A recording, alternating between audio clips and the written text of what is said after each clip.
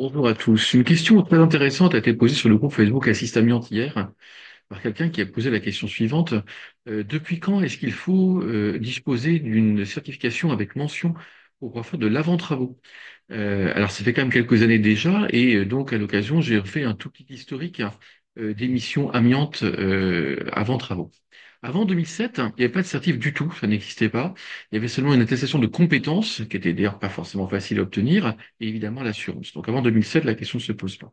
Entre 2007 et 2017, il y avait une certif amiante unique, alors évidemment avec aussi l'assurance, et qui permettait de tout faire, en fait, à la discrétion du diagnostiqueur lui-même qui acceptait, qui refusait. Il disait ça, je sais, je ne sais pas, je suis dans mon domaine de compétence ou pas. Donc 10 ans où il y avait une certif, il fallait être certifié et assuré, et tout le monde pouvait absolument faire toutes les missions. Sauf que l'avant-travaux, à l'époque, on n'en parlait pas beaucoup, même si ça existe depuis 2002 dans la norme, mais bon, c'était assez peu usité. Donc, il y avait les decks de base, le deck des molles, et parfois des avant-travaux, mais plutôt sur des missions très particulières. 2012, nouvelle formule de la sous-section 4, qui existait sous d'autres formes auparavant, d'ailleurs depuis 97.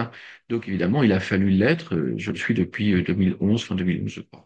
Entre 2017 et 2019, là, c'était un peu particulier parce qu'en 2017, on a vu la mention arriver dans le code de la construction et de l'habitat, dans le code de la santé publique, donc la mention obligatoire pour le repérage avant des molles. Et en fait, il y a eu un vide juridique pour le repérage avant travaux, puisque l'avant travaux n'était tenu précis, prévu par aucun texte à l'époque. Et il fallait donc une assurance. C'était une période un petit peu étrange pendant 2 ans, mais en 2019, en juillet 2019, donc il y a un peu plus de 5 ans maintenant, donc le 16 juillet 2019 avec l'application 19, comme vous le savez, j'en ai déjà parlé, la mention est devenue absolument incontournable pour tous les avant-travaux avant des molles, qui sont, je le rappelle bien la même chose, et la sous-section 4, bien entendu, qui a été précisée dans le Code du travail, là encore, le 16 juillet 2019. Donc depuis 2019, on est certifié, on est mention, on est sous-section 4 et on est assuré pour pouvoir faire un avant-travaux et de là, évidemment, un avant-démolition.